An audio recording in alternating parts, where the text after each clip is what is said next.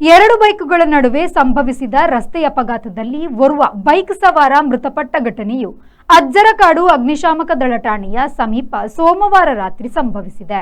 ಮೃತರನ್ನ ಸ್ಥಳೀಯರಾದ Samuel Sadananda ಕರ್ಕಡ ಎಂದು ಗುರುತಿಸಲಾಗಿದೆ.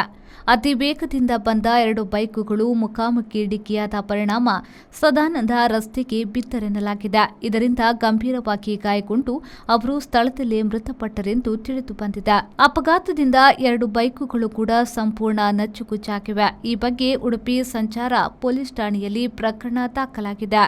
ಶ್ರೀಜಿತ್, ವಿ4 ನ್ಯೂಸ್, ಉಡುಪಿ.